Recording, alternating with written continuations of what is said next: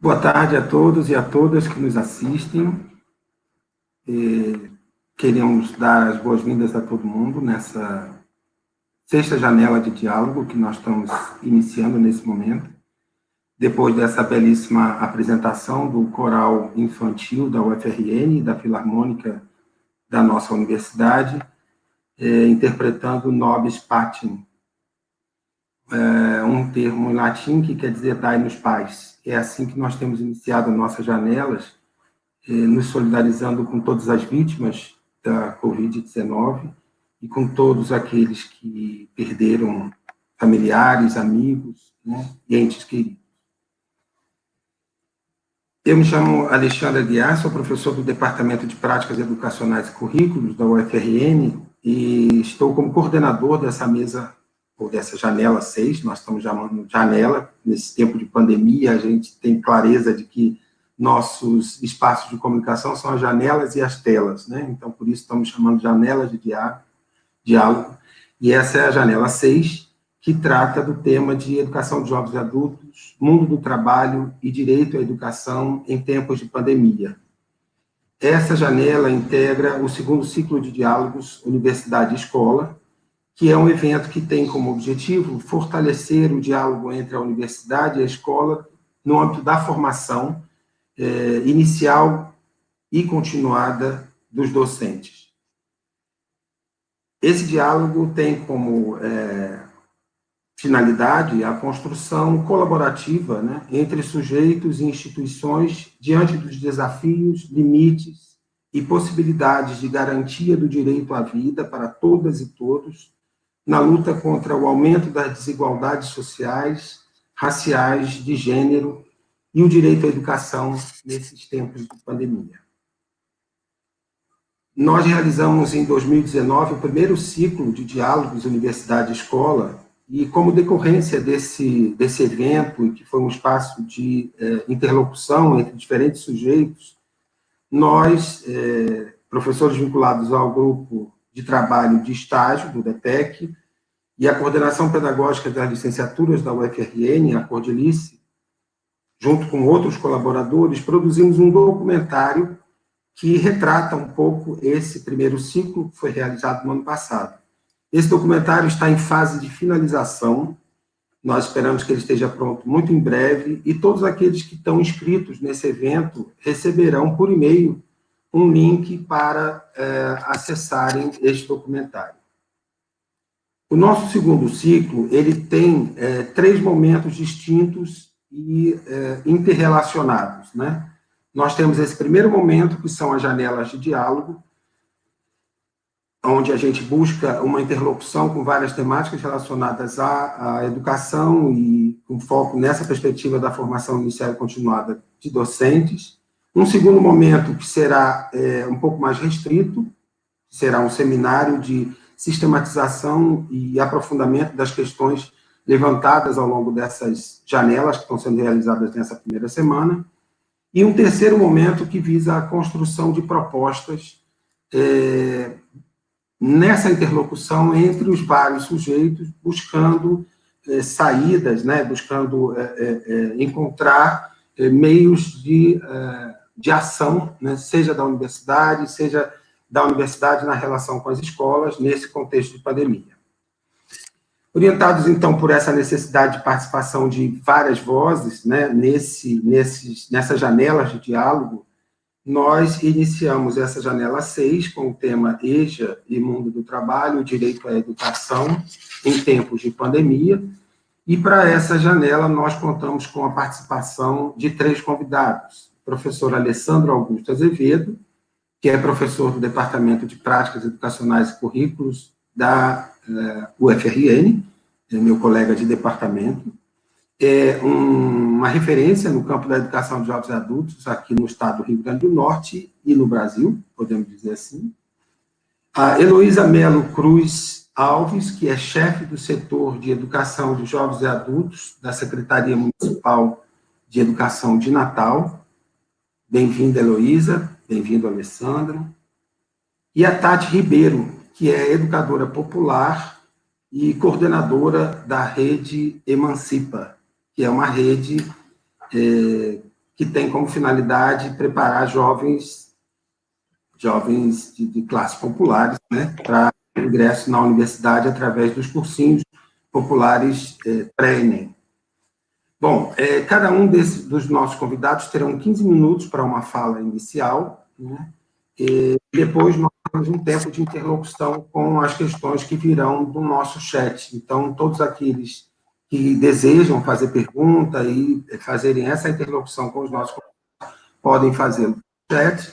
Nós temos uma equipe aqui que está recolhendo essas questões e trazendo para nós. Desde já a gente agradece, nós temos uma moderadora técnica, que é a professora Maiara, que está operando aqui essa plataforma, os professores Wilson e a professora Vânia, que estão justamente colhendo essas informações, e temos também os nossos 2 intérpretes, que é o Timóteo e a Ene, que vão revezar ao longo dessa nossa janela de diálogo, né? Antes de passar a palavra aos nossos convidados, eu queria apenas chamar a atenção para a importância da composição dessa janela de diálogo, na medida em que nós estamos trazendo para esse contexto de reflexão sobre a educação de jovens e adultos, de 3 perspectivas, né, ou 3 vieses que são muito caras e, vamos dizer assim, constitutivas da própria educação de jovens e adultos, né?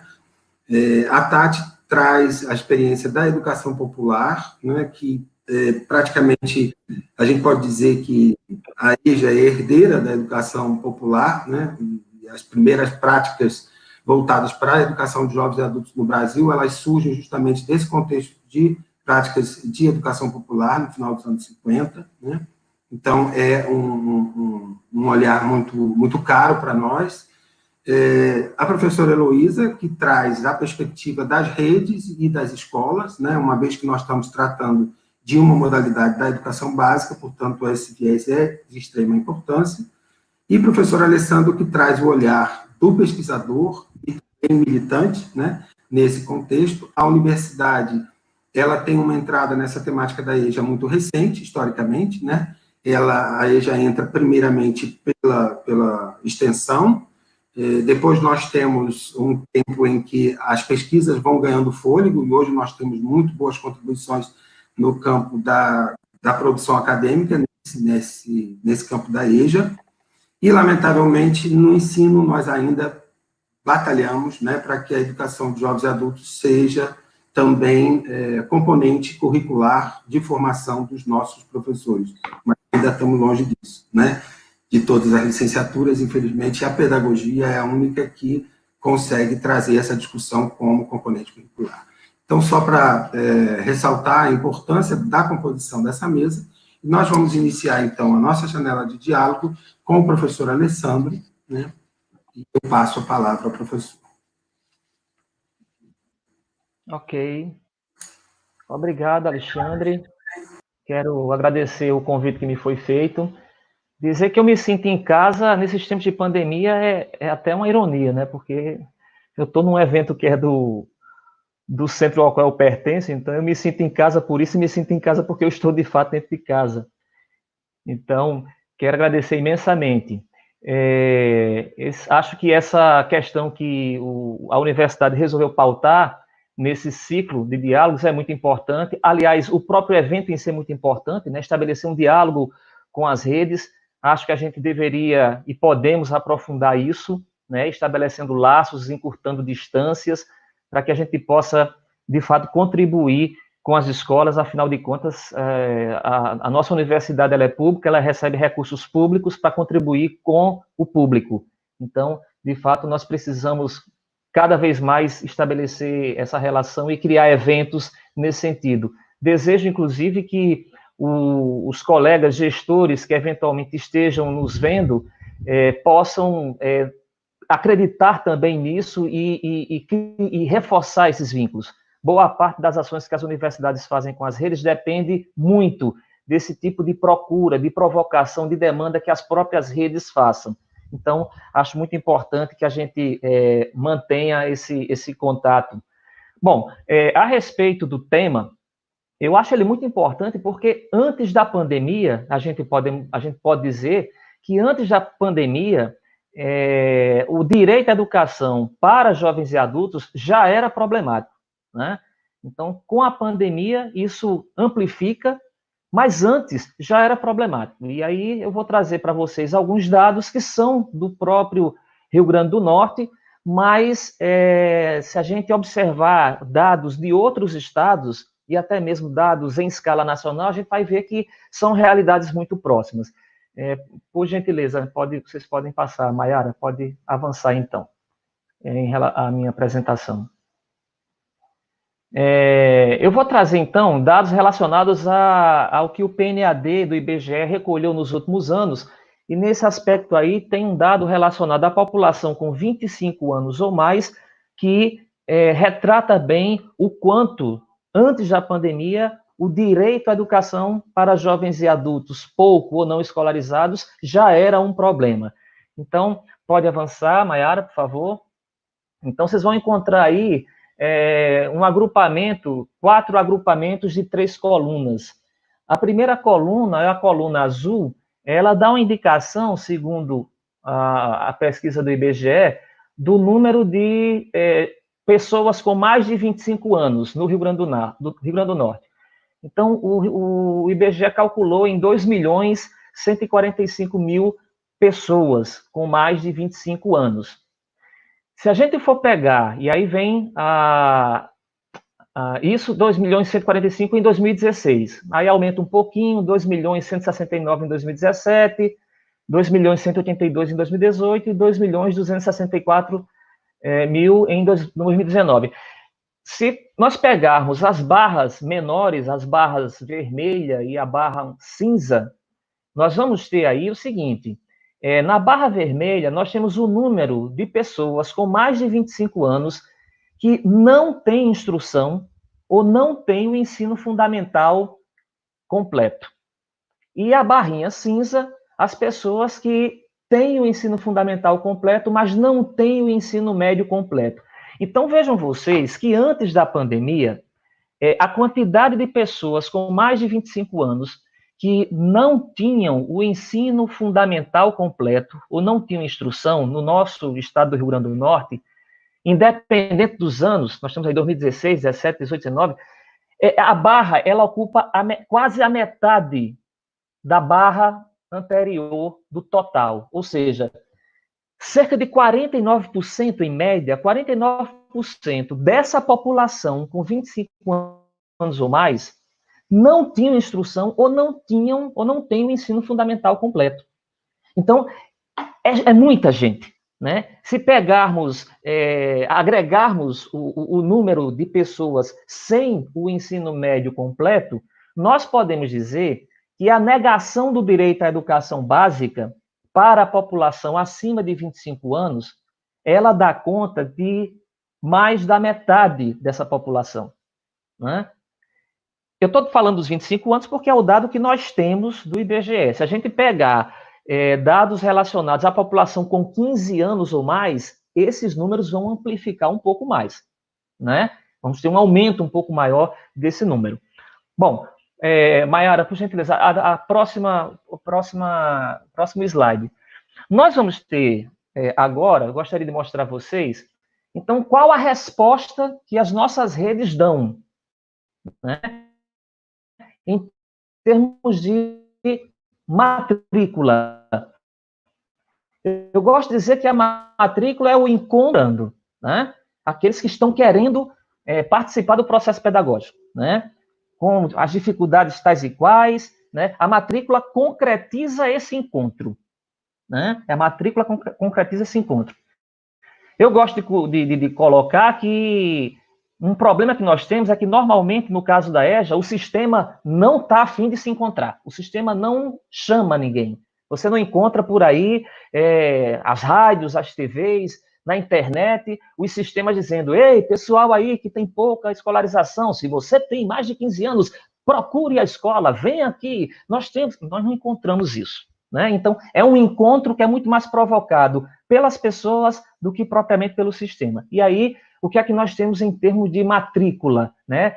Esse quadro, e aí pode avançar, Mayara, por favor, o quadro que eu vou mostrar, aliás, o gráfico que eu vou mostrar, ele começa em 2007, porque foi o ano em que nós tivemos a instituição do Fundeb. O Fundeb esse ano, 2007, é muito importante, porque com a instituição do Fundeb, pela primeira vez, a EJA passou a ser uma modalidade que recebia recursos públicos de um fundo que já era considerado um grande avanço. Antes, o financiamento da EJA era um tanto quanto problemático. Um programa aqui, outro acolá, né? Nós temos uma trajetória terrível em termos de financiamento para a educação de jovens e adultos. E aí vocês vejam que, apesar da EJA fazer parte do Fundeb, a tendência é sempre de queda da matrícula, aqui no Rio Grande do Norte, na rede estadual, que dá conta de uma boa parte do ensino médio, aliás. Em 2007, nós tivemos quase 50 mil matrículas, mas em 2018, nós só tivemos 29, quase 30 mil, né? Então, tivemos uma queda muito acentuada das matrículas na rede estadual. Podemos passar para o próximo, Mayara, por gentileza. O próximo são as matrículas na EJA nas redes municipais. E aí, pode avançar, Mayara, por gentileza. Nós vamos encontrar um movimento semelhante. Nós vamos encontrar um movimento em que, a partir de 2007, com o Fundeb, nós temos uma grande quantidade de matrícula, 50.800 matrículas na EJA nas redes municipais.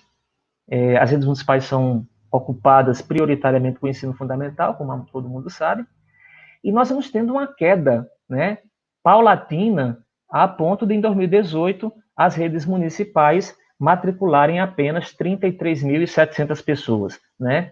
Tem uma queda estranhíssima de 2009, 2010, que eu acho que daria um bom estudo, né? Querer saber por que tão subitamente tivemos uma queda de 2009 para 2010. Bom, podemos avançar, Mayara, por gentileza. Portanto, o que a gente pode ver é que, seja nas redes estaduais, seja nas redes municipais, nós tivemos uma queda acentuada de matrículas. Isso é um fenômeno nacional, tá certo? Isso não é um problema do Rio Grande do Norte. Outras pesquisas feitas demonstram que isso nós temos em nível nacional. E há várias explicações em relação a isso. Há quem diga, por exemplo, que tem a ver com o baixo financiamento, né? O próprio sistema, como eu falei, ele não se mobiliza para chamar jovens e adultos para o sistema, para participarem do processo escolar, mesmo com o Fundeb, né? Porque o valor aluno-ano da EJA é menor do que o valor aluno-ano do ensino regular. Ainda assim, essa hipótese ela é sempre problemática, porque se nós temos escolas, por exemplo, com todo um turno noturno ocioso, você criar turmas de EJA poderia incrementar, do ponto de vista do orçamento, né, poderia incrementar o orçamento da educação daquele município ou do mesmo do Estado, né? Tem também a questão da capacidade para dar conta dessa demanda, tudo bem. De qualquer forma, nós temos isso, né? Há outras questões, como, por exemplo, entre 2007, entre 2008 e 2011, por exemplo, nós tivemos taxas de crescimento econômico no país que mobilizou muitos estudantes a não procurarem a escola por causa do trabalho, né? As oportunidades de emprego que tinham. Então, temos várias questões aí como explicação. Mas o fato é que esse encontro não está acontecendo, né? Pode adiantar, Mayara, por favor. E aí o que nós temos, eu queria só dar pode passar mais à frente, queria só mostrar a vocês como é que isso se traduz em capacidade de recepção, de como o sistema dá conta, o quanto o sistema é capaz de dar conta dessa demanda. Se nós pegarmos os números, totalizarmos toda a população com mais de 25 anos que tem o ensino médio incompleto, né? Em 2018, por exemplo, nós vamos ter um total de mais ou menos 1.282.000 pessoas que poderiam estar nas turmas de EJA. E as matrículas, totalizando as matrículas da rede estadual e rede municipal em 2018, nós tivemos 63.600, quase 63.700. Portanto, é uma diferença muito grande da quantidade de pessoas que poderiam ser atendidas para a quantidade de pessoas que foram atendidas, concretizadas na matrícula. Nós temos, portanto, um atendimento de apenas 5% desse número, né? Claro que nessas matrículas aí a gente está contando ensino fundamental também, ensino médio, tudo junto. Mas se a gente for considerar tudo junto, certamente nós vamos ter uma redução desse atendimento, inclusive isso da população de 25 anos. Se a gente colocar a população de 15 anos, esses números se tornam mais dramáticos ainda. Então, nós estamos vivendo um quadro em que, efetivamente, né, os sujeitos não estão tendo direito à educação. Então, há um mito da educação como direito de todos. Quando alguém diz assim, nós já conseguimos 95% do acesso a isso, não é bem assim. Né? A demanda potencial da EJA é enorme. E esse público da EJA é o público que está mais atingido, pode passar, Mayara, por gentileza, é o público que será mais atingido pelo maior problema social que o coronavírus está causando, que é o desemprego. Essas pessoas, ou elas irão procurar a escola para terem uma melhor condição para dar conta do desemprego, ou elas não procurarão a escola porque tem que procurar trabalho, né? E o momento em que nós passamos é de uma profunda precariedade do trabalho.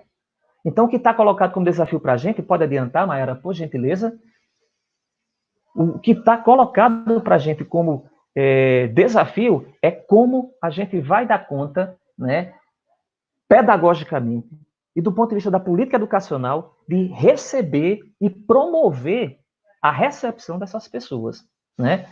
E aí, nós temos realmente alguns desafios. Pode adiantar, Mayara, por gentileza, já estamos chegando perto do final da minha fala. Os nossos sujeitos da EJA, pode avançar, Mayara? Os nossos sujeitos da EJA, eles são essencialmente trabalhadores e trabalhadoras. Mesmo aqueles que estão com menos de 18 anos, eles estão precariamente tentando entrar no mundo do trabalho. E aí, portanto, coloca-se como desafio para gestores, para professores, o entendimento de que esses sujeitos, eles se relacionam com o mundo do trabalho, seja pela ausência, seja pela presença, né? E são eles, essas especificidades de serem jovens e adultos, vivendo esse momento da vida, em que se relacionam com o mundo do trabalho e com outras dimensões da vida, são esses sujeitos que devem fundamentar a nossa pedagogia. Por isso que não é possível a gente pensar a pedagogia da educação de jovens e adultos igual à pedagogia do ensino regular, porque são outros sujeitos. É por isso que é modalidade. Modalidade tem a ver com o modo como eu lido com o público. Se esse público é distinto, o modo é distinto, né?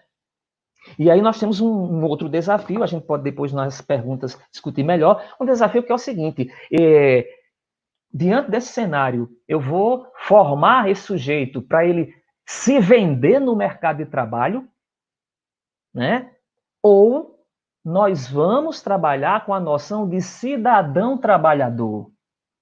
Ou nós vamos trabalhar com a noção de que esse sujeito, ele vai enfrentar um mundo do trabalho hostil, perverso, retirador de direitos que já acontecem, e, portanto, ele vai querer da escola um amparo, um acolhimento para torná-lo capaz de enfrentar esse mundo do trabalho. Porque o mercado de trabalho, ele é perverso. O mundo do trabalho é um mundo. Ele dá conta de outras dimensões da existência, né? E a escola deve dar conta de outras dimensões da existência para além do trabalho também, né? Então, nós estamos colocados diante de uma situação que pode nos levar ou para formar sujeitos obedientes, resignados, ou sujeitos que aspiram um outro mundo, uma vida melhor, com direitos, né, com outras condições de vida, né? E aí eu vou fechar, porque já está chegando ao meu tempo. Por favor, Mayara, pode adiantar.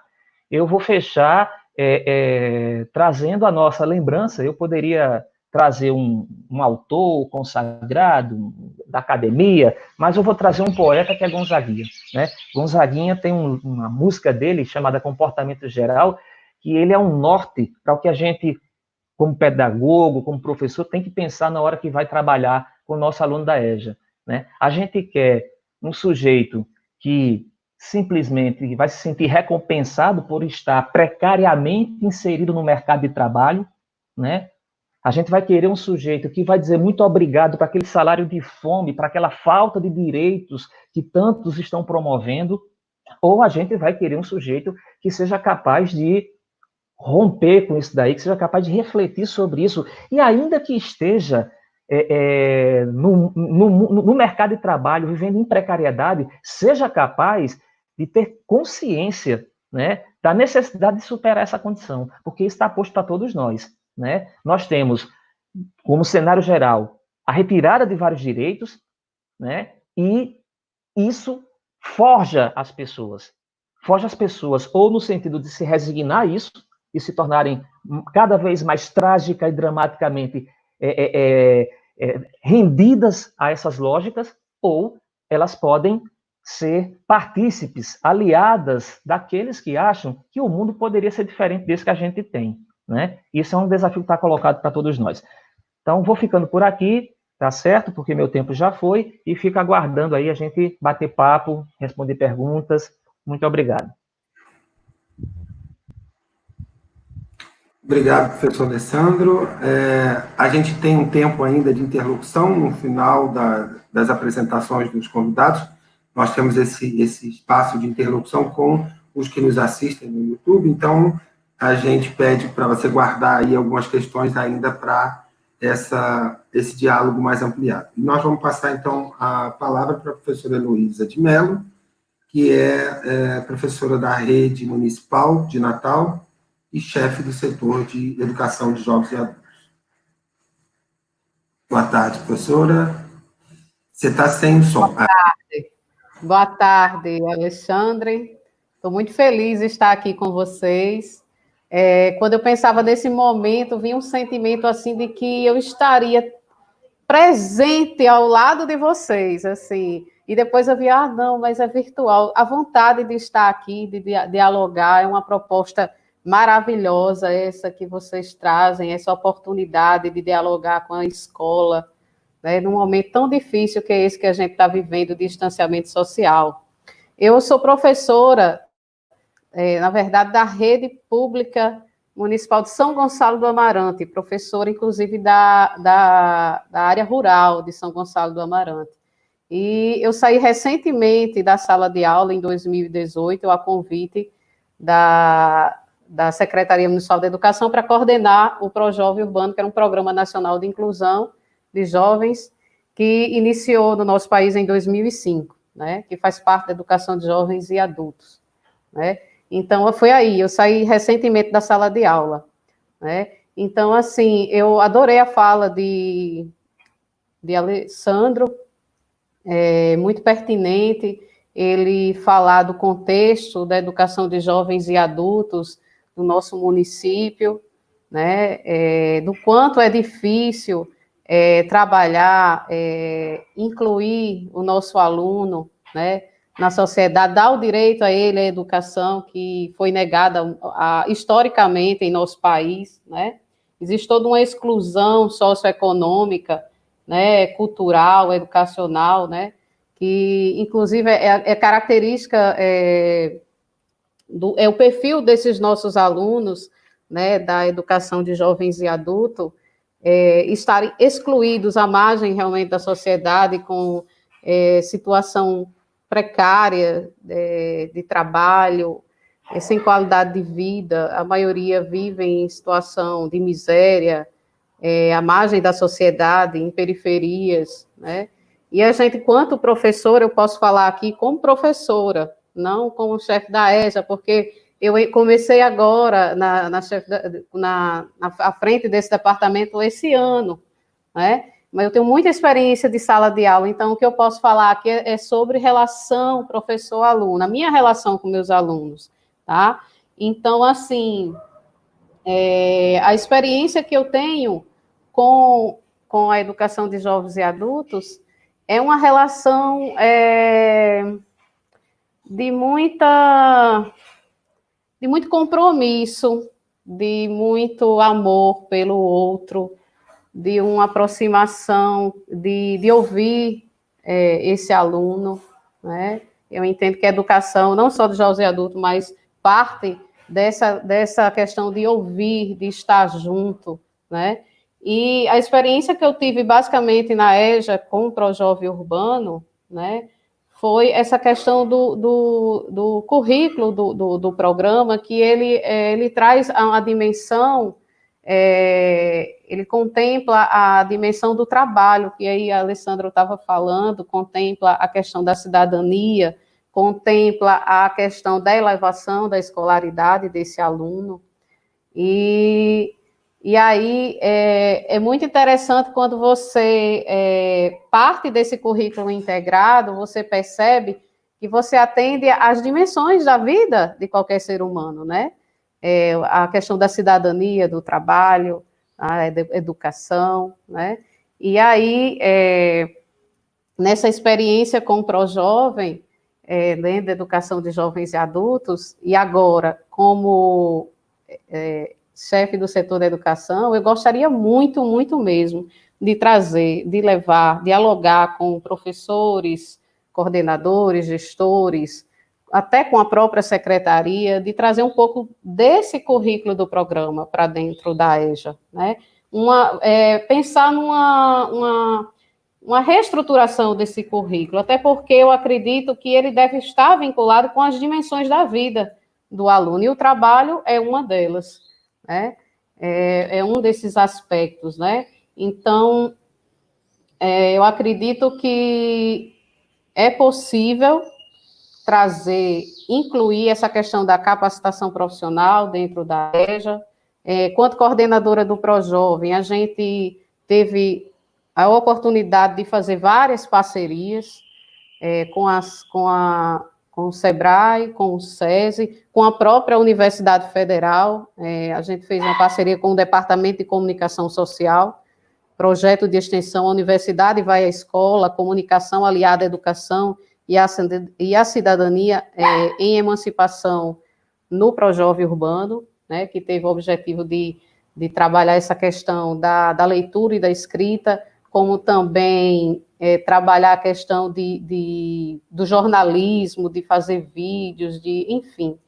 E foi muito interessante, foi uma experiência muito gratificante. Com o SESI, conseguimos cursos 0800 à distância para esses alunos, e aí o aluno escolhia o curso que ele queria fazer.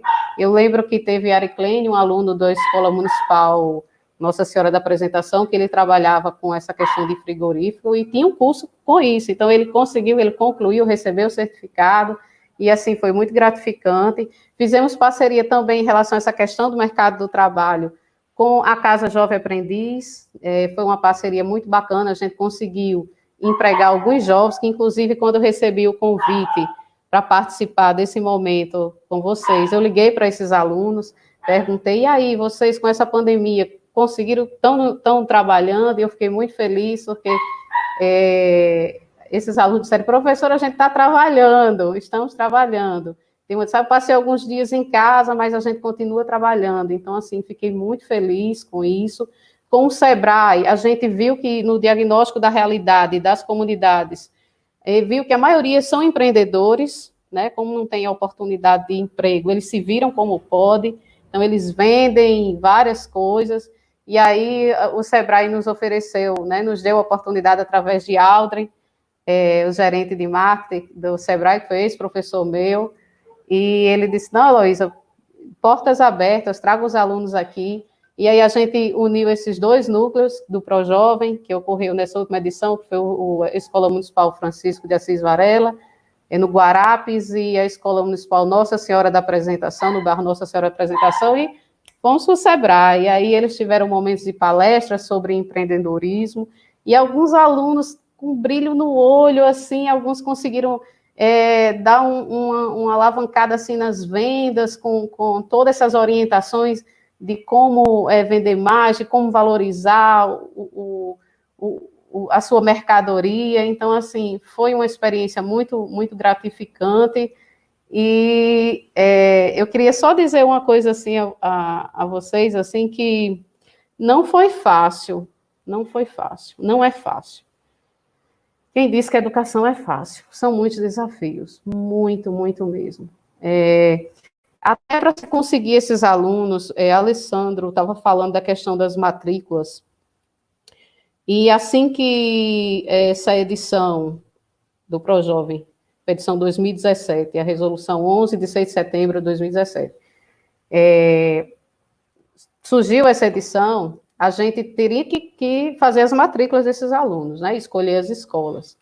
E aí não é fácil, não adianta a escola apenas, olha, botar uma faixa, colocar assim, olha, as matrículas abertas do ProJovem, venha concluir seus estudos, você que tem de 18 a 29 anos, e não adiantava só isso. Então, a secretaria teve uma ideia muito bacana, quer dizer, foi uma ideia que, na verdade, eu trouxe de Brasília, né, porque a gente, como coordenador geral do programa, a gente foi para o FNDE, e aí, escutando a realidade de outros estados, da Bahia, Recife, Maceió, então, assim, eu vi algumas ideias bacanas, e aí, quando a gente chegou aqui, olha, tem uma ideia muito bacana de tal estado, vamos colocar aqui. Então, a gente saiu para a rua, matrícula na sua porta, né? E a gente saiu, matrícula na sua porta, venha estudar, você que parou, ProJovem oferece qualificação profissional inicial, e isso e aquilo.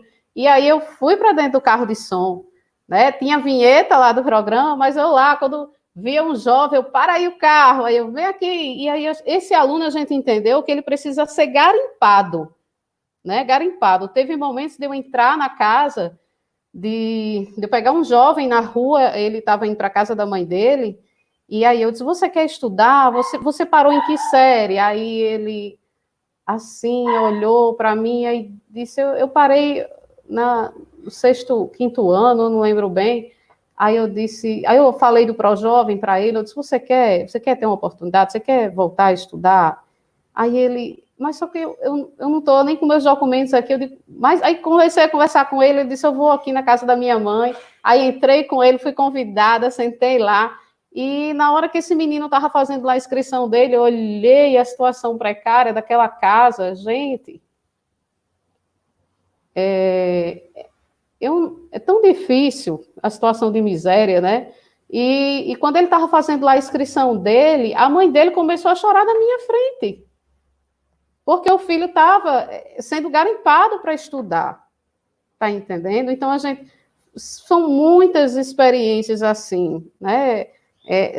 É um público que muitas vezes não acredita, eles não acreditam, né?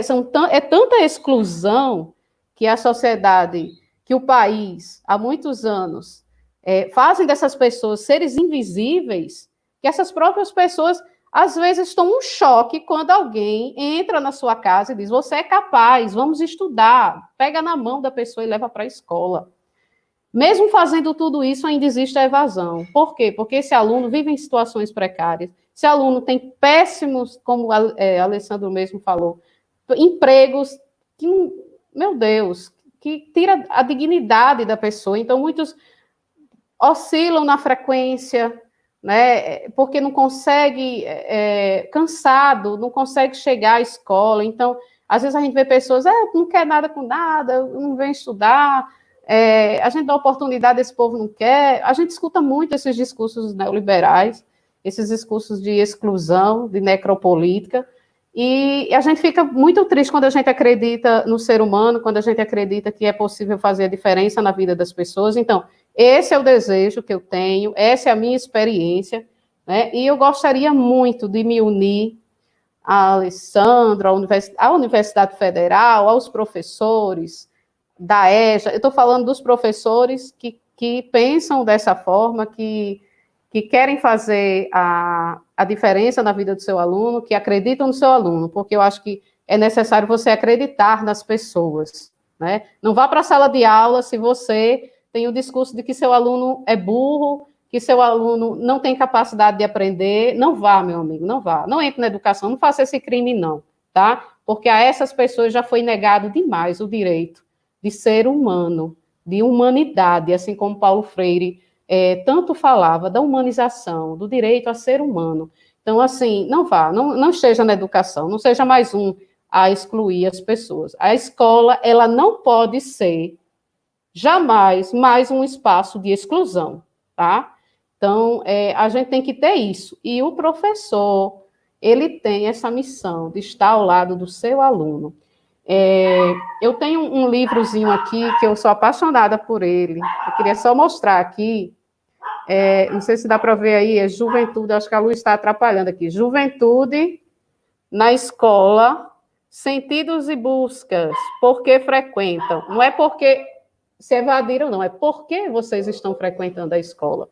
E aqui reúne a fala de muitos profissionais no Brasil, da Bahia, tem Minas Gerais, Mato Grosso, Pará, Paraná, Rio de Janeiro, onde eles pesquisaram vários alunos da EJA, do ProJovem, e perguntaram por que vocês frequentam a escola. E, gente, vale a pena ler, porque você tem relatos, falas de muitos desses alunos, e por mais que a gente saiba que existe uma diferença cultural, geográfica, culturas diferentes, que o nosso país ele é riquíssimo nisso, existe um diálogo muito, muito próximo de uma fala para outra, de um estudante para outro, de estados diferentes, é impressionante, né? Como muda o lugar, mas existem muitas semelhanças em relação a por que esse aluno frequenta a EJA,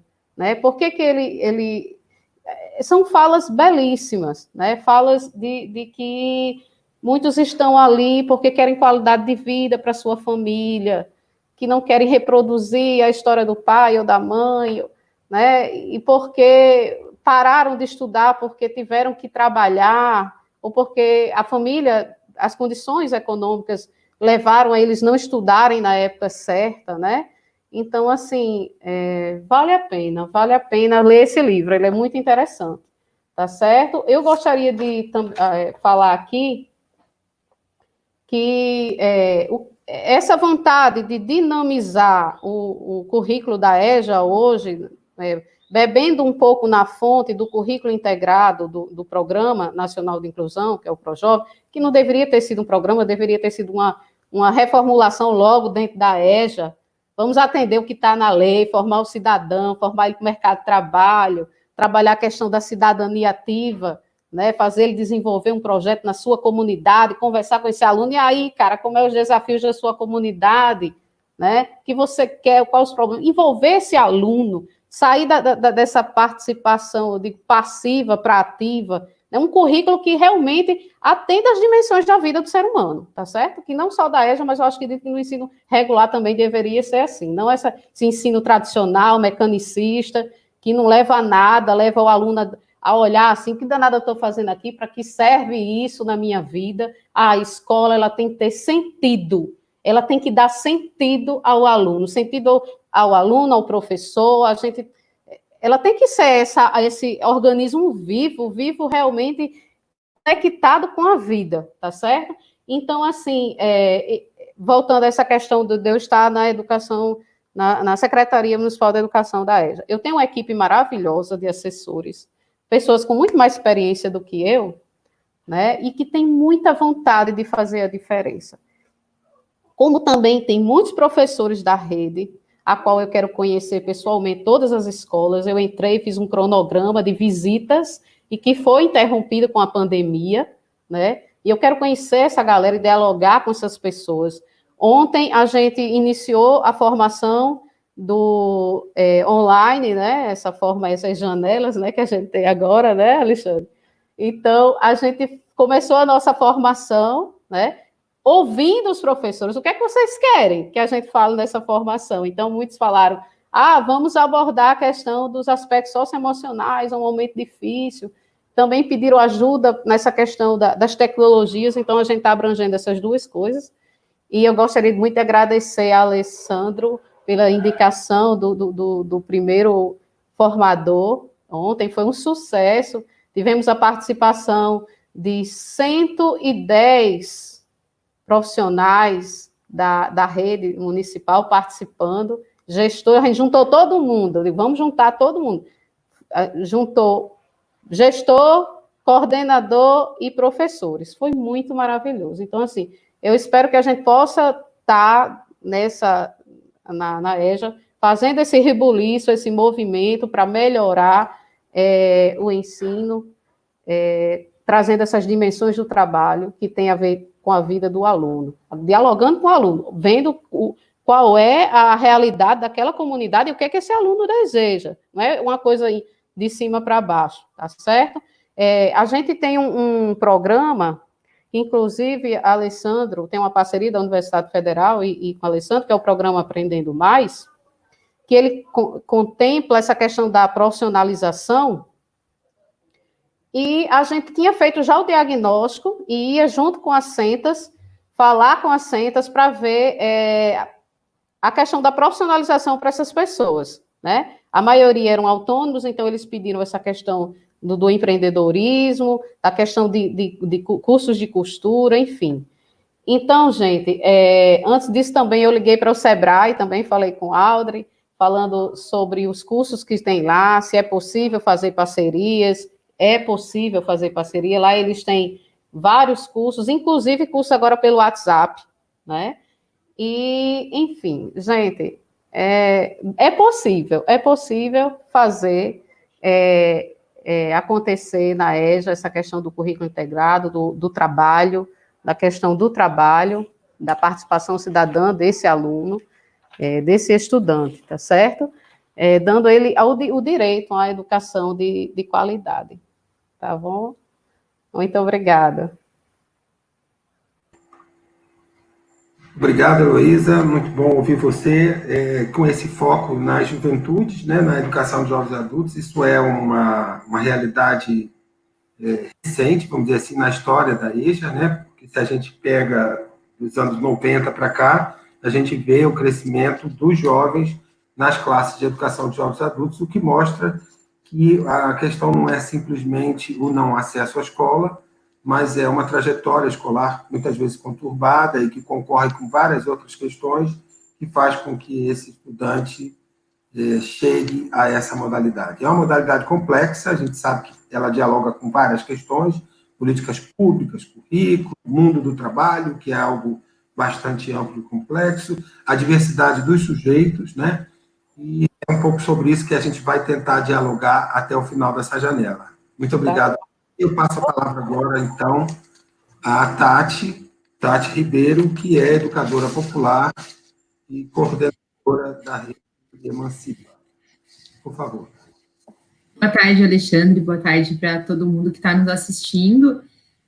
Bom, queria começar agradecendo as falas que me antecederam, porque eu, por exemplo, não tinha ideia de que mais de 50% da população norte-rio-grandense em idade adulta, né, jovens e adultos, não tinha acessado o ensino básico. Esse é um dado essencial para a gente conseguir compreender, inclusive, quem são os alunos que chegam nos cursinhos populares, quem são aqueles que a gente acessa a partir da ideia do acesso à universidade. Aqui no Rio Grande do Norte, a Rede Emancipa tem cursinhos em 3 cidades, Currais Novos, Ceará Mirim e Natal. Em Natal, a gente, não vou falar que a gente está, porque agora a gente não está em lugar nenhum, está cada um na sua casa, mas a gente estava em Felipe Camarão, Mãe Luísa, e aqui na Zona Norte de Natal, no Nossa Senhora da Apresentação. E, bom, a gente estava exatamente nos lugares da cidade onde está a renda per capita mais baixa. Essencialmente, a Zona Norte, onde está o nosso maior cursinho, e foi o nosso primeiro cursinho, mas a verdade é que todos esses bairros são bairros mais periféricos e que vão trazer uma renda per capita mais baixa. Mas para começar a falar sobre a questão da educação e o que ela significa nesse momento de pandemia, o que significa a educação de jovens e adultos nesse momento de pandemia, a gente não pode começar sem comemorar a vitória que foi a aprovação do Fundeb ontem. Não é uma vitória pequena. Estamos falando primeiro de um momento, né? Porque a gente também não pode falar só de pandemia, como se a gente estivesse vivendo tempos políticos normais no Brasil. Nós estamos falando de um momento com um presidente que é inimigo da educação, que a sua base mais fiel no Congresso Nacional também é inimiga da educação, tanto que 7 deputados bolsonaristas votaram contra o Fundeb. Partidos como o Partido Novo tentaram colocar emendas no Fundeb para diminuir as verbas, e mesmo assim a gente conseguiu aprovar, a partir de muita mobilização, mesmo sendo só nas redes, com a dificuldade de fazer mobilização de ruas, de educadores, de estudantes e de movimentos sociais. Eu falo do Fundeb para começar a falar de EJA, porque, no ponto de vista da educação de jovens e adultos formal, né, da escola, que foi essa que foi apresentada nas falas anteriores, a gente, ela como existe hoje, não seria possível se diminuir o Fundeb. Já é difícil. A verdade é que, olhando os dados da diminuição de matrículas, a gente também tem que olhar pelo outro lado, os dados da falta de verba, da falta de incentivo das prefeituras, dos estados, para se investir em EJA. Eu era de São Paulo, agora estou aqui no Rio Grande do Norte, e vivi, por minha mãe ser uma pedagoga que passou a carreira inteira dentro da Prefeitura Municipal, da Secretaria de Educação da Prefeitura Municipal de São Paulo, a gente viu que foi a desaceleração, essa tentativa de acabar com a educação de jovens e adultos no estado de São Paulo, na cidade de São Paulo. Não acho que é diferente nos outros estados. Mas eu queria falar mais também sobre a nossa experiência como movimento popular, porque a gente vive a educação de jovens e adultos sob uma outra perspectiva, né? Então, nós não vamos pegar os jovens e adultos que estão fora da escola e voltam para a escola, mas vamos pegar os jovens e adultos que sempre acreditaram que a universidade não era para eles e que vão tentar uma oportunidade de entrar na universidade a partir de cursinhos gratuitos, cursinhos que pensam seu currículo a partir também do horário do jovem trabalhador, e a gente trabalha com uma quantidade, não uma quantidade, mas com uma faixa etária muito estendida. A gente tem jovens de 17 anos que ainda não terminaram a escola, que estão no 3º ano do ensino médio, e a gente já teve alunos, principalmente mulheres, na verdade, de 50, 60 anos, que querem agora, que estão com a sua vida feita, filhos formados, né? Como é que eles falam? Meu filho foi para o mundo, agora eu posso ter a oportunidade de tentar. Essas pessoas, elas, viver a educação com essas pessoas, para nós, tem um significado muito interessante, porque a gente foi falando aqui sobre o incentivo a estarem no EJA, e eu queria falar sobre o incentivo deles ficarem no EJA. Seja o ensino de jovens e adultos para a formação para a universidade, seja na escola. A gente debate muito quando a gente pensa a nossa formação pedagógica, no fato de que não adianta eu querer ensinar juros simples e compostos para os meus estudantes, se isso não faz parte da realidade deles. Então, eu tenho uma professora de matemática, de um cursinho, que me disse assim, poxa, eu não sabia como ensinar juros para eles. Aí eu pensei, caramba, a maior parte deve dever cartão de crédito, ou dever na sua conta bancária, né, tá com cheque especial. Eu vou explicar para eles como eles calculam a dívida que eles têm. Isso fazia sentido na vida daquelas pessoas. Se a gente não consegue conectar a educação, a forma como a gente faz educação com a realidade das pessoas, então não adianta vir com um livro, um manualzinho que vai ali ensinar a mesma coisa que ensina para a criança, por exemplo, na escola, isso não vai fazer sentido para o meu aluno. O que faz sentido para o meu aluno é eu conseguir passar um conteúdo que faz parte do dia a dia dele, que ele consegue compreender o que é que eu estou falando a partir da sua realidade. Isso não é pequeno, isso é gigante. Então, a gente, dentro da Rede Emancipa, sempre tenta ir partindo para esse lugar, que é da compreensão de quem é o meu aluno e para onde ele vai. E nesse momento de pandemia, isso foi um desafio ainda maior. Primeiro porque, assim, vamos falar a verdade, né? Todo mundo que já deu aula sabe que você entra na sala de aula, aí você está dando a sua aula, se você olha no olho do aluno, você sabe se ele quer dormir porque ele não está entendendo, se ele quer dormir porque às vezes é a necessidade pedagógica dele, porque ele está cansado, porque ele trabalhou o dia inteiro, ou se aquilo ali não está fazendo o menor sentido para aquela pessoa. Quando a gente está nas janelas, né, sob telas, é muito mais difícil de ter essa compreensão. E para nós foi um desafio muito grande. Mas a gente fez um processo que eu acho que é legal da gente trocar aqui, porque, bom, ainda não é um processo acabado, nós estamos tentando, todos os dias a gente tenta se reinventar, mas foi um processo muito baseado no WhatsApp, que passa pelo quê? Passa por compreender, compreender que esse aluno, ele não tem acesso a todas as redes, a maior parte deles só tem, no pré-pago, né, acesso ao WhatsApp. Então, a gente faz aula, a gente começou com aulas de 1 hora, fizemos lives no Instagram, e isso não era acessado pela maioria dos nossos alunos, porque muitos não tinham acesso. Então, a compreensão da internet limitada. 2, compreender que, mesmo assim, sem espaços de troca, nós não estávamos fazendo educação popular. Então, a gente começou a fazer o que a gente está chamando de círculos virtuais. A gente reúne todo sábado com os nossos alunos e debate temas com eles que tem a ver com a vida deles, tem a ver com o dia a dia deles. Então, nosso último círculo virtual foi sobre o Covid-19 e a reabertura do comércio, porque isso tem a ver com a vida deles. Muitos deles perderam seus pequenos negócios, né, ou suas famílias perderam seus pequenos negócios. A gente já fez sobre a renda básica emergencial, que também tem a ver com a vida deles. Então, a compreensão da educação popular, a educação de jovens e adultos como um processo que precisa estar conectado com a vida dessas pessoas é extremamente importante, mesmo quando nós vamos tratar de temas estruturais. A gente já falou de racismo. Só que para falar de racismo, não adianta eu chegar nele e falar, olha, você tem que ler aqui, Silvio de Almeida diz que raça é isso, isso e isso, e racismo aqui, racismo ali. Isso não vai fazer sentido para o meu estudante. Mas se eu falar para ele, olha, como é que é no seu bairro que o policial chega em você? Como ele fala contigo quando você está passando na rua?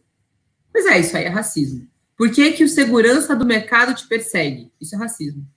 Se a gente consegue fazer essa discussão a partir, né, da vida dessas pessoas, a gente muda completamente. Então, essa experiência de misturar, né, esse contato, mesmo que virtual, a compreensão que a maior parte do nosso tempo nós vamos trabalhar com eles a partir do WhatsApp, então mandando pílulas de aula, porque não adianta, ninguém fica 1 hora olhando para o celular assistindo um vídeo. Poucas pessoas ficam, a menos que sejam pessoas interessantíssimas do YouTube, que não é o nosso caso.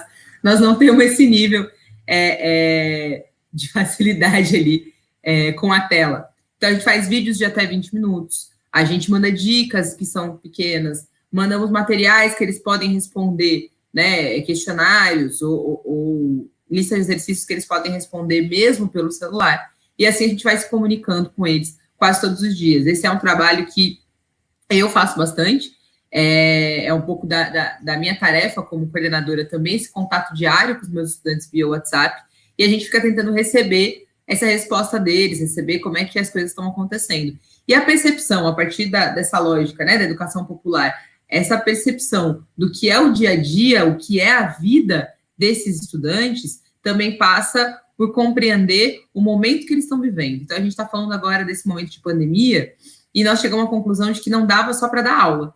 Ninguém estuda com fome. Estamos vivendo um momento em que os estudantes que estavam na escola e que tinham acesso à merenda, não tem mais aquela merenda todos os dias, mas tem aí várias entrega de cesta básica, etc. Não é a mesma coisa, nós sabemos disso. Então, e o estudante que é mais velho, né, e que perdeu seu emprego ou que trabalhava de maneira intermitente e durante a pandemia teve mais dificuldade ainda, esses passam por ainda mais dificuldades e são os primeiros que a gente perde. A evasão na educação popular, ela é comparada à evasão que o Alessandro demonstrou na educação formal, no EJA formal, né, no EJA da educação básica. Então, como a gente faz para não perder esses alunos nesse momento específico?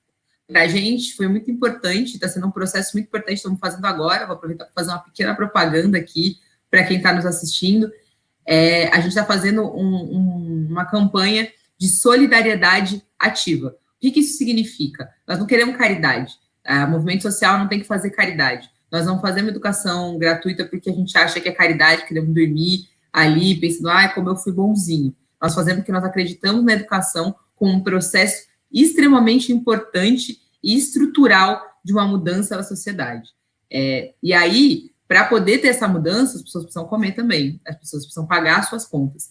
Então, quem está nos assistindo, puder entrar nas nossas redes sociais, Rede Emancipa RN, Facebook e Instagram, lá está a nossa campanha, quem puder doar, quem puder ajudar, vai ser muito importante para os nossos alunos. E eu digo isso não só pela propaganda e querendo que vocês nos ajudem na nossa campanha, mas também porque eu acho que a gente precisa passar compreender essa linha tênue que existe da educação popular e da educação de jovens e adultos, né, e a educação de jovens e adultos como alguém que bebe da educação popular como conceito, para compreender que se a escola não está pensando a realidade desse aluno, então não basta só colocar faixa na porta da escola, também não basta só a gente garantir a matrícula desses alunos, apesar de ser um processo muito importante, é preciso que a gente compreenda o que é a vida desse aluno. É preciso que a gente compreenda, inclusive nos silêncios dele, o que é que ele precisa nesse momento. Tem horas, né, todo mundo cita isso, todo educador popular cita essa passagem do Paulo Freire, que ele diz que ele tinha um aluno que dormia todos os dias na aula dele, e ao invés de acordar, ele compreendeu que a necessidade pedagógica daquele aluno que acordava bem cedinho para ir para a roça, e mesmo assim ia para a sua aula, mesmo não conseguindo ficar acordado, que a necessidade pedagógica daquele aluno era dormir naquele momento, e todo mundo cita isso, a gente precisa compreender as necessidades pedagógicas desses alunos que estão abandonando o EJA. Eles abandonam porque a vida não está fácil, porque eu imagino que a questão da crise financeira também mexa necessariamente na evasão, pelo menos no nosso movimento social é assim, os nossos alunos evadem mais quando estão em um momento de mais crise financeira, porque aí tem que trabalhar, tem que dar um jeito, tem que se virar, ou não tem dinheiro para pegar o ônibus, ou não tem dinheiro para comer.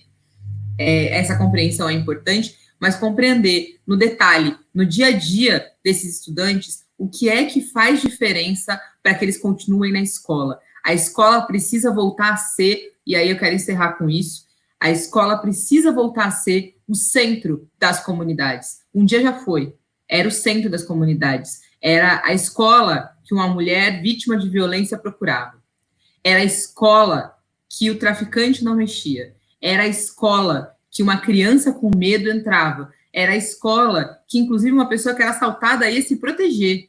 A escola era o centro da comunidade. E nós perdemos esse vínculo. E a culpa também é nossa como educadores. Nós perdemos esse vínculo com a comunidade.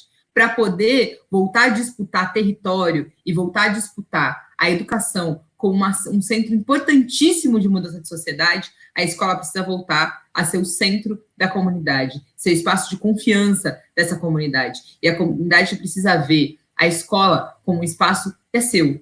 Não é um espaço que é do outro, é um espaço que é seu. Porque se enxergar como um espaço seu, a comunidade vai querer pintar a escola para ela estar mais bonita. A comunidade vai querer estar dentro da escola. A criança vai jogar bola no fim de semana dentro da escola. Isso não é menor. Isso significa a gente voltar a se integrar com uma educação que compreende a necessidade básica dos seus estudantes e da comunidade onde está inserida.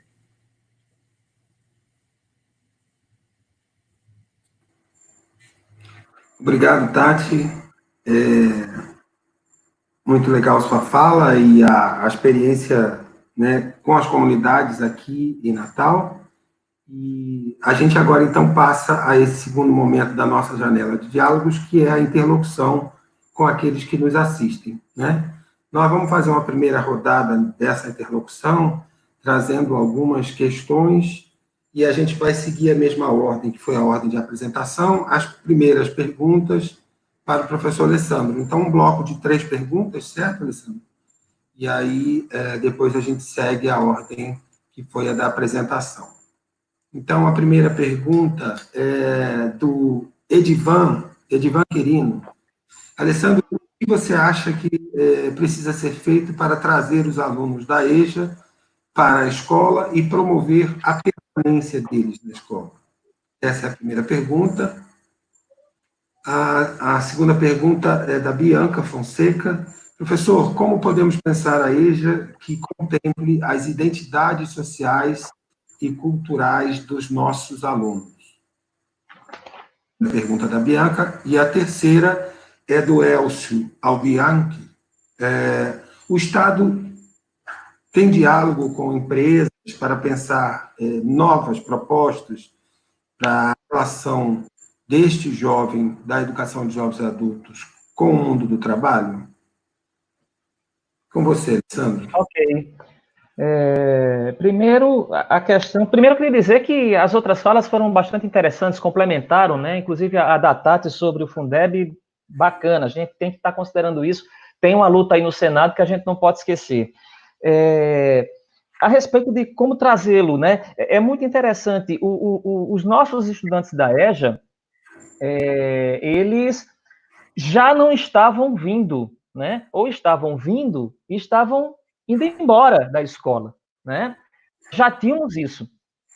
E o que a gente tem visto aí com a pandemia é o seguinte: aquelas escolas e aqueles professores que, antes da pandemia, estabeleciam laços com os alunos, então, aquelas escolas, aqueles professores que, a despeito de ter uma portaria ou qualquer outra coisa, montava o grupo de Zap, ligava, ia lá na casa da pessoa, tentava articulá-lo, convidava ele, ou seja, acolhia aquelas escolas e aqueles professores que viram, aquilo que eu falei, a matrícula é um encontro inclusive provocado pela própria escola. Aquelas escolas e aqueles professores que tinham esses laços antes da pandemia, pós-pandemia, eles estão tendo menos dificuldades existem, mas estão tendo menos dificuldades para estabelecer acordos e ver como conduzir o processo pedagógico, né? Então, o acolhimento, a gente entender que a escola é do aluno, entender que a escola é um lugar de encontro, né, é muito importante.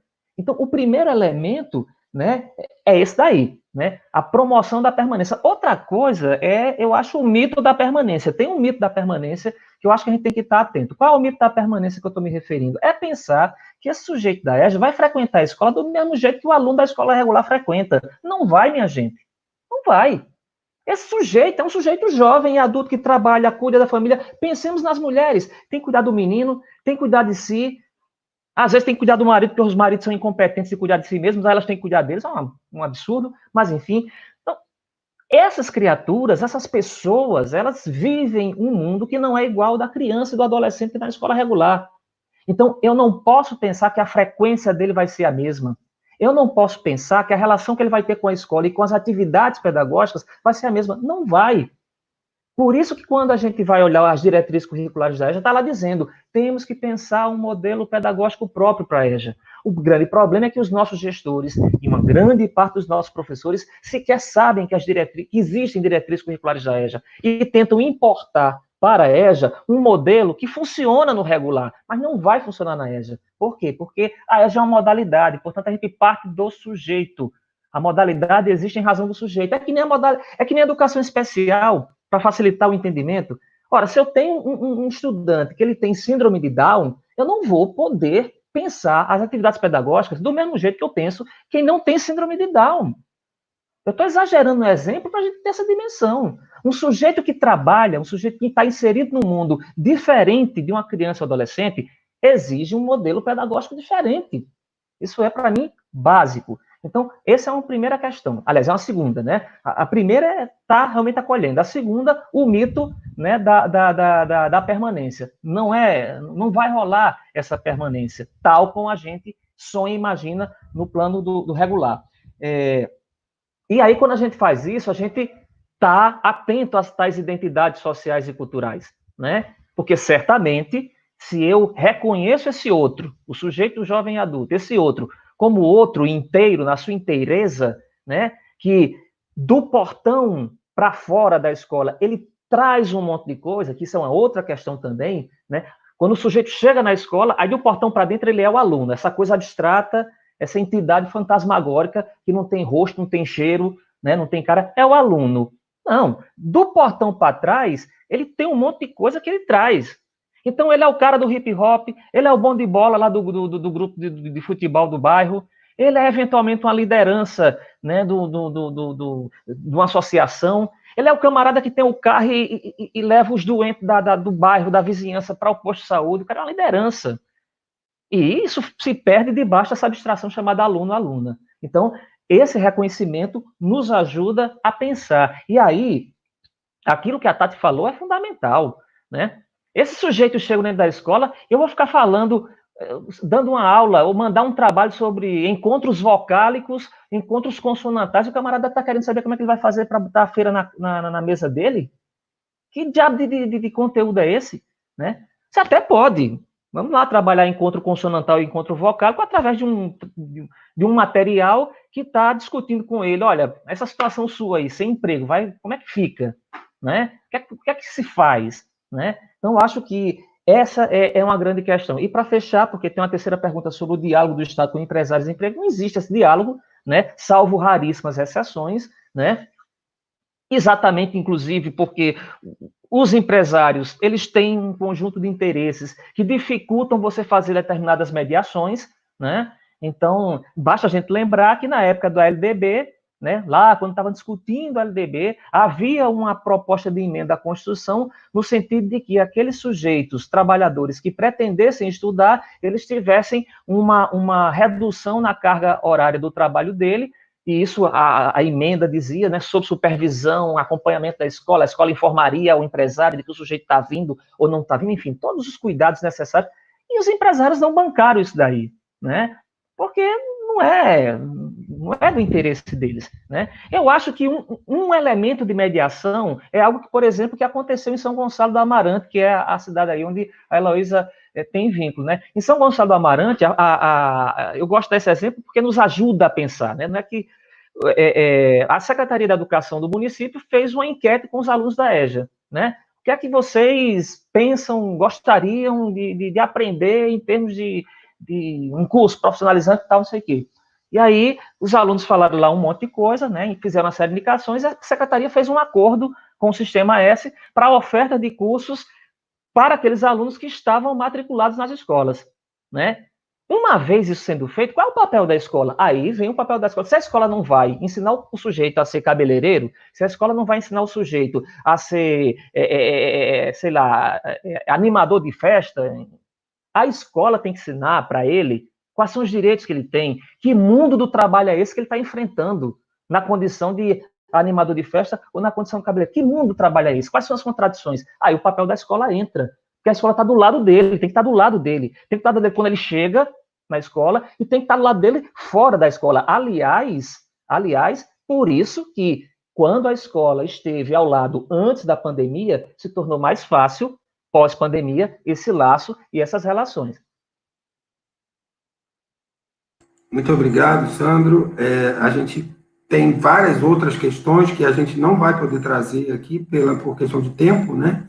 Mas lembrar as pessoas que nos assistem que fizeram essas questões que nós temos um segundo momento desse ciclo de diálogos em que vai haver a sistematização de todas essas reflexões e discussões e nós vamos buscar contemplar essas outras questões que a gente não vai poder trazer aqui. Eu tenho, então, algumas perguntas para a professora Heloísa. A primeira é do Fernando Magalhães. Como evitar o fracasso escolar do aluno da EJA diante desse cenário de pandemia, visto que muitos desses jovens precisarão deixar, né, o seu projeto de formação, o seu projeto de estudo pessoal, para buscar trabalho e correr atrás da própria sobrevivência. O Diego, a segunda pergunta de Diego Cordeiro, Como posso obter, uma pergunta bem direta, viu, mas que a gente acha importante, porque nós somos professores das licenciaturas, como posso obter contato para estágio nessa modalidade da EJA? Aí eu acho que você pode responder, Luísa, como gestora e alguém que está vinculado à secretaria. E a Raquel, existe algum projeto no Estado para auxiliar os alunos de educação de jovens adultos nesse contexto de pandemia que tente evitar um número de evasão?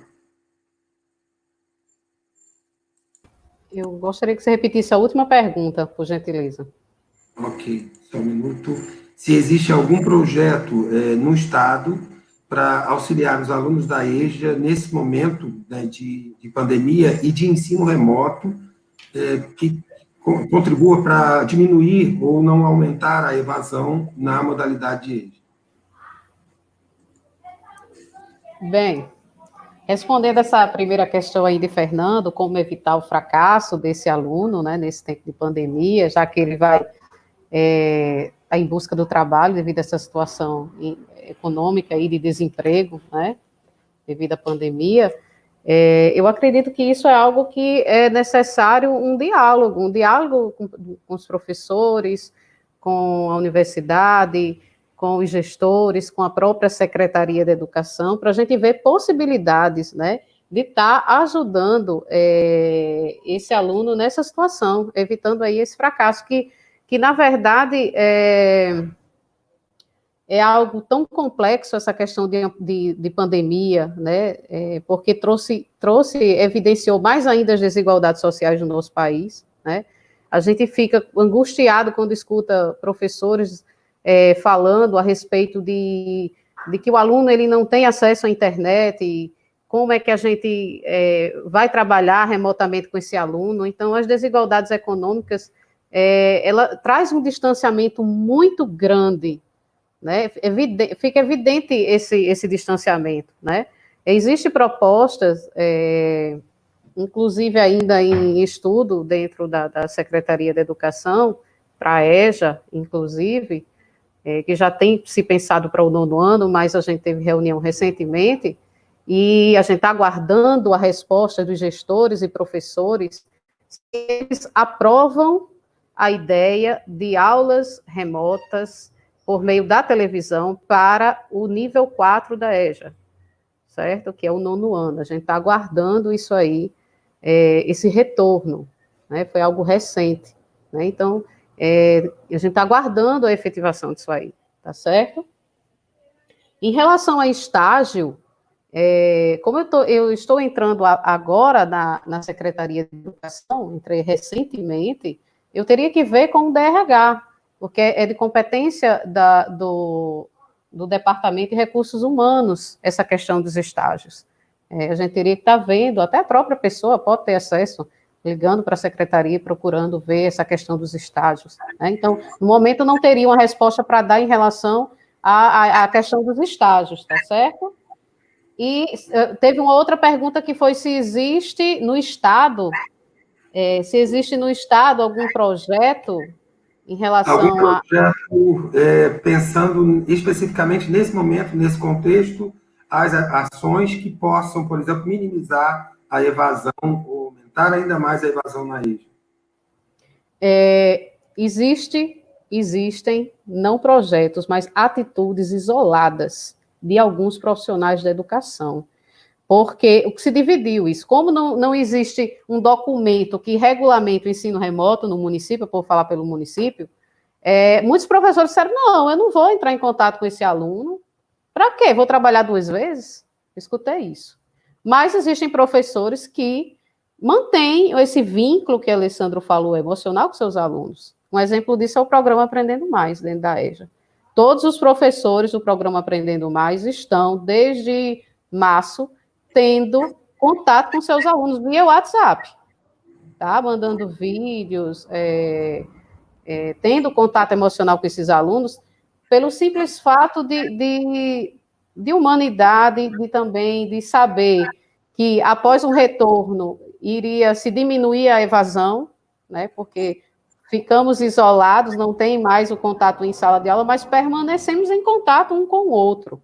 Então, sim, existem atitudes assim. A gente teve uma reunião recente com os gestores, agora, essa semana, que era justamente para discutir essa possível proposta da televisão, né, eu ouvi de um gestor, de uma atitude da sua escola em relação à EJA, que os professores estão via WhatsApp, tendo contato com seus alunos, mas o discurso realmente é de muita dificuldade, é de que esse aluno, que a gente sabe que realmente eles não estão aqui inventando, meu aluno muda muito o telefone, o aluno isso ou aquilo, mas existem estratégias de professores, de algumas escolas, justamente porque a maioria guarda um documento oficial da secretaria regulamentando essa questão do ensino remoto, e a gente não tem isso até o momento. Então, existem essas atitudes isoladas, que eu louvo e fico muito feliz por elas, porque eu, como professora, estaria nesse jeito, fazendo isso, ligando para o meu aluno, e aí, como você está, se for o caso, mesmo indo até a casa dele,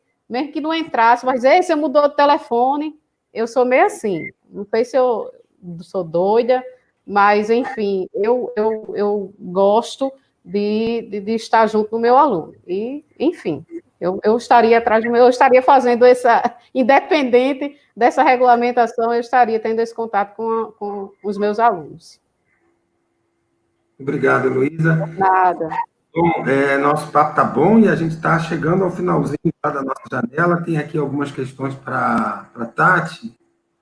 E uma questão do Wilson, que é como como tem conseguido fazer um acompanhamento dos estudantes dos cursinhos da Rede Emancipa que não possuem acesso à internet, redes sociais, nesse momento de pandemia. É interessante, Tati, ouvir você nesse sentido, porque recentemente saiu uma reportagem falando do grande número, né, de jovens que vinha abortando esse projeto, né, de se preparar para ingresso na universidade em função das dificuldades justamente de acesso às ações remotas que estavam sendo propostas para ele. Ontem nós ouvimos aqui em uma das nossas janelas uma professora que dizia que alunos que vão para a rua para pegar sinal de internet ou de empresas próximas de casa ou de vizinhos e tal. Então, uma realidade bastante complicada para essa juventude. Então, a pergunta é como vocês estão conseguindo fazer o acompanhamento desses estudantes. Uma outra pergunta é como a Rede Emancipa chega aos jovens e adultos no processo de constituição das turmas e, nesse momento de pandemia, quais são os maiores desafios para a permanência nos cursinhos do Emancipa. E, por último, eu mesmo gostaria de fazer uma pergunta para você, Tati, embora tenha várias outras aqui, como eu disse, a gente vai tentar contemplar na nossa sistematização, mas eu gostaria que você falasse um pouco sobre essa polêmica vivida recentemente quanto ao adiamento ou não do Enem, né? E um dos argumentos de não adiar é que muitos estudantes, mas nós sabemos que essa é a realidade. Em que medida que essa decisão do não adiamento, que inclusive é contrária, né, contribui para ampliar as desigualdades no âmbito do acesso ao ensino superior? Bom, vou começar pela questão do acompanhamento. Esse é talvez o nosso maior desafio, porque, bom, é um desafio já em si não tê-los todos os sábados, então o próprio contato pelo WhatsApp requer um nível de trabalho bastante grande, porque não adianta só eu mandar uma expansão para todo mundo, eu de fato mando mensagens individualizadas para cada um dos alunos, estamos falando de mais de 1.000 alunos, que a gente manda mensagens individualizadas, depois a gente tem que responder esses alunos, enfim, não adianta só, né, mandar aqui um troço, é um contato diário, mas os alunos que estão sem internet, esse foi um desafio que a gente só está conseguindo lidar melhor agora, para ser muito sincero.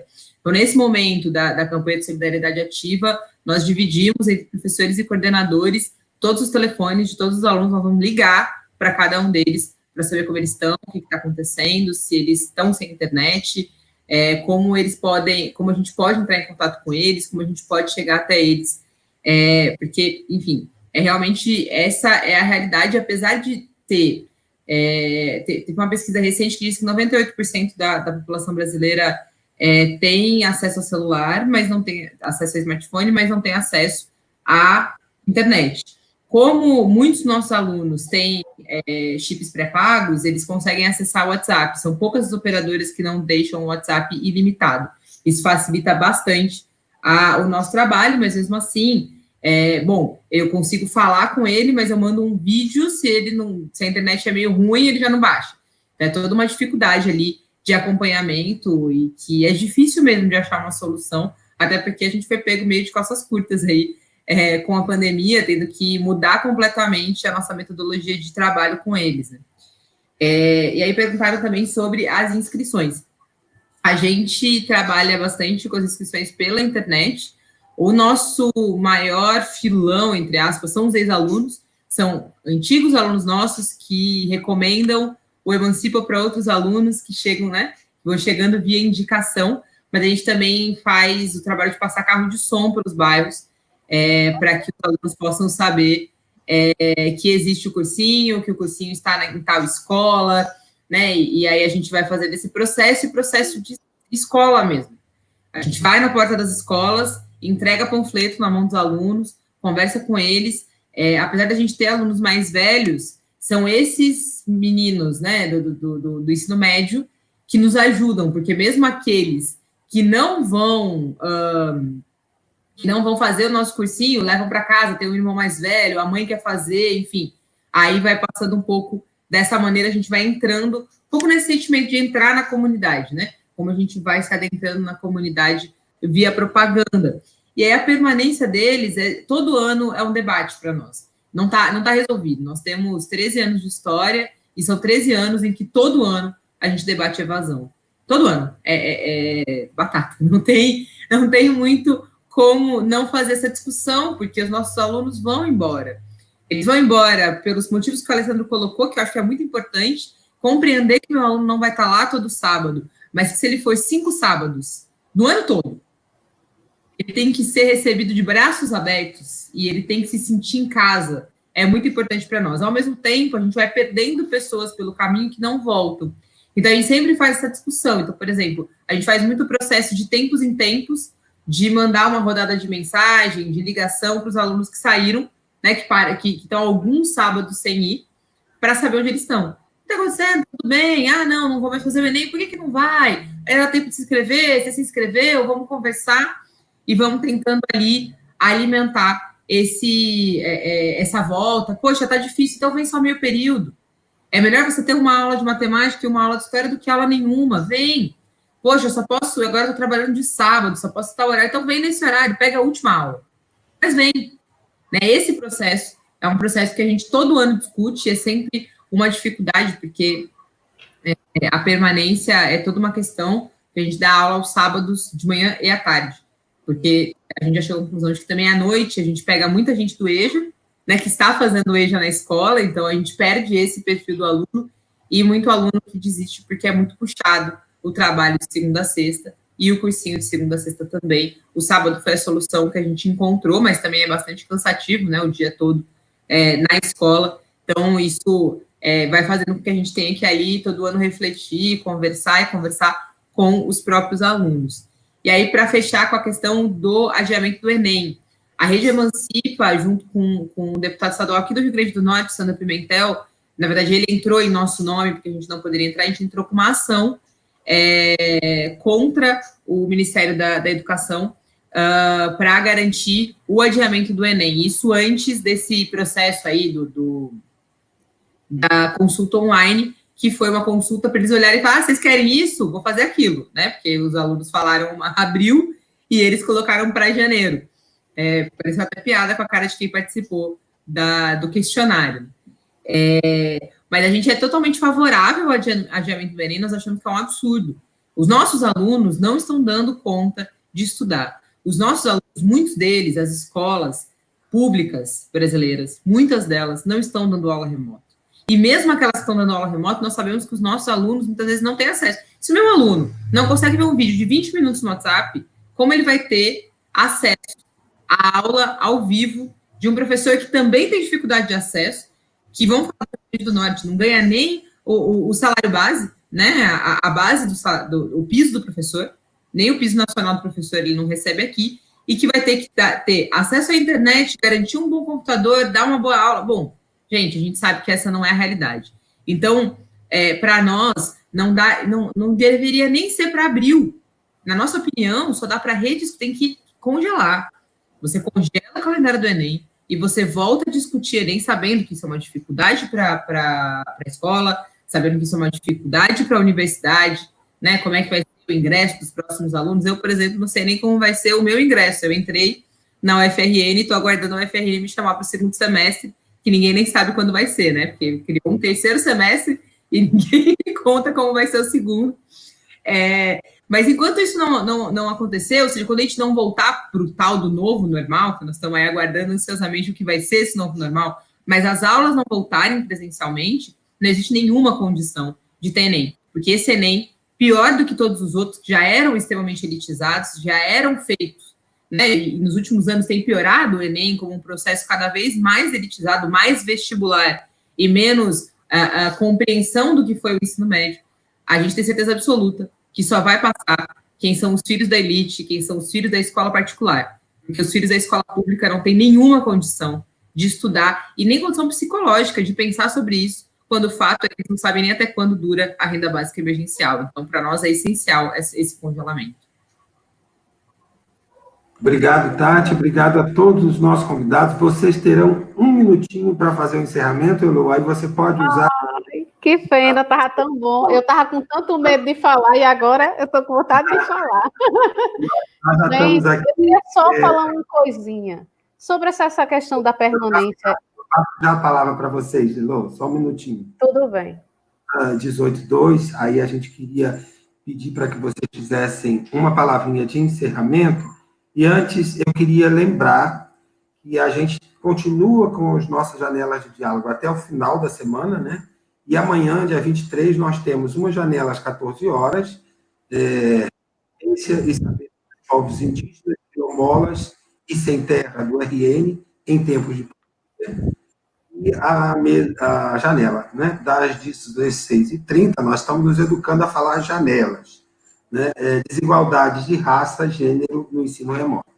Certo? Então, todos estão convidados. Eu passo, então, a palavra primeiro para a Heloísa, que está ansiosa. Faz esse seu complemento e já... Tá certo.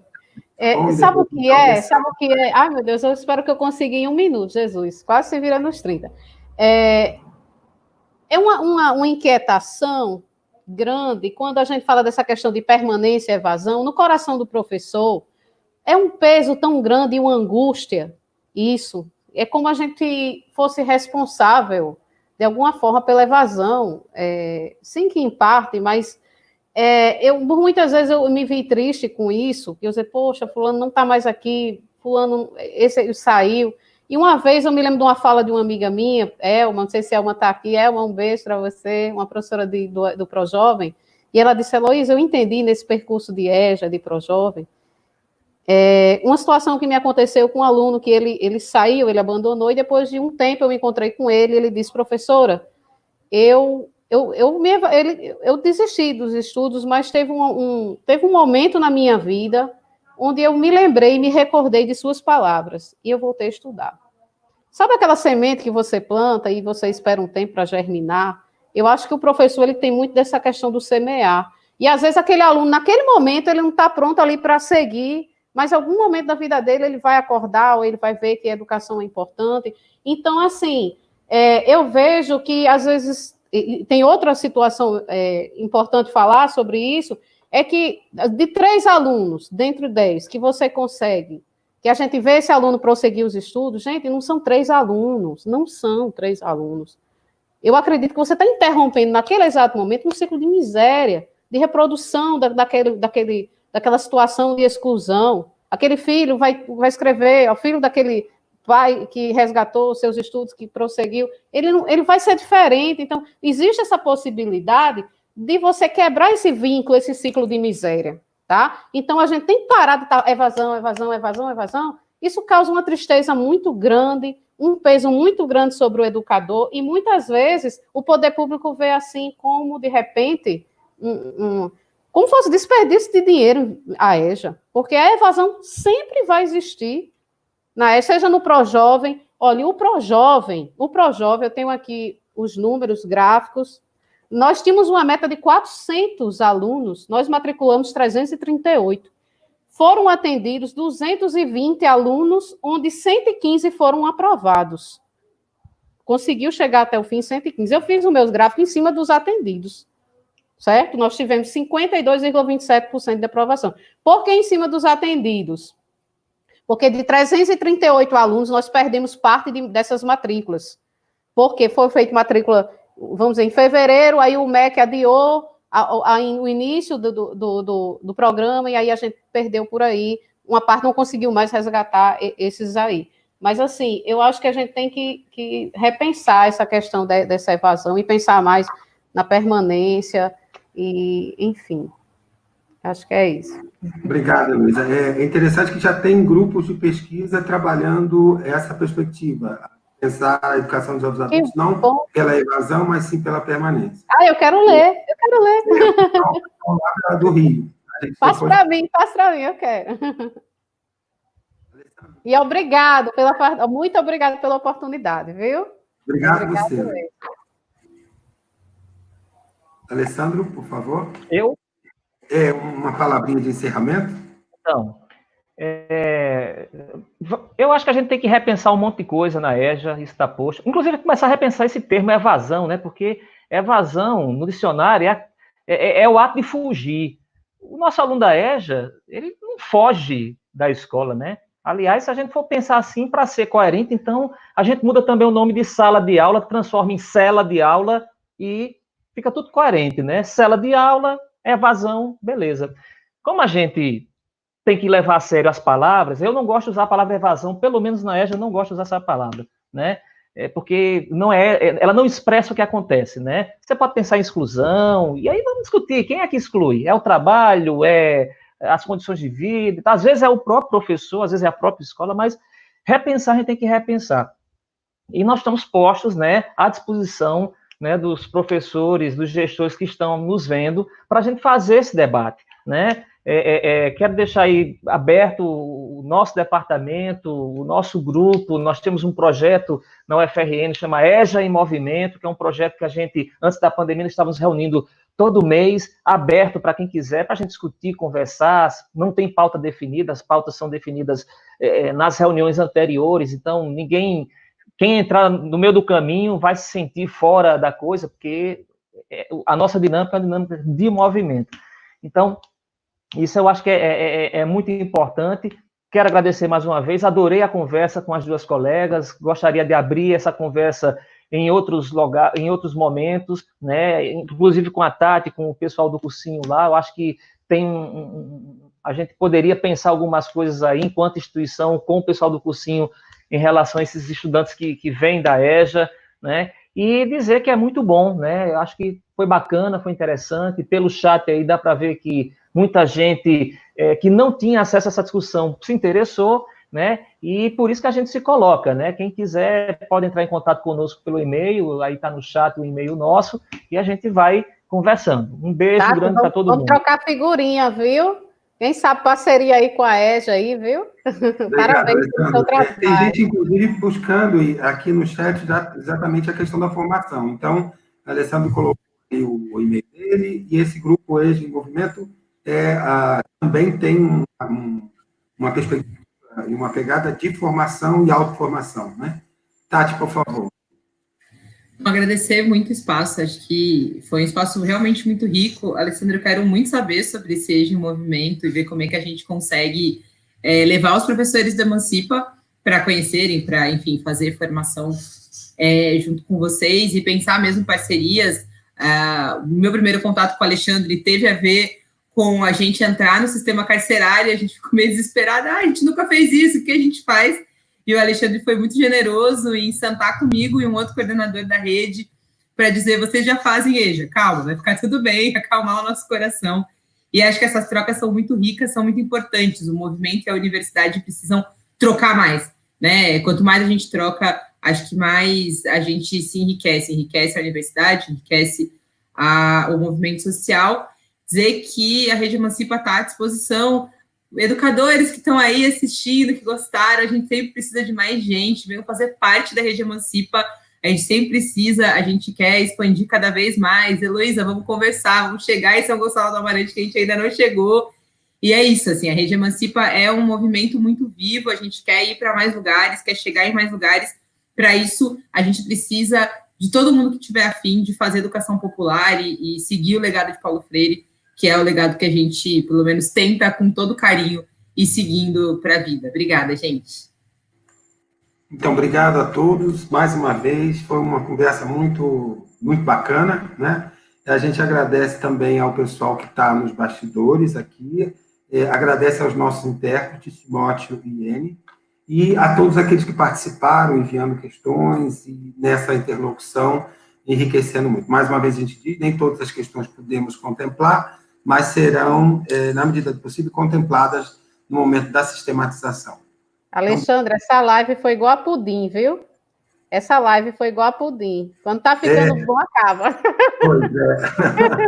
Mas teremos outras, viu? Então, agora podem também trocar de lugar e vir participar dos demais. Tá bom, Elô? Tá bom. Obrigado a todos. Tchau, boa noite.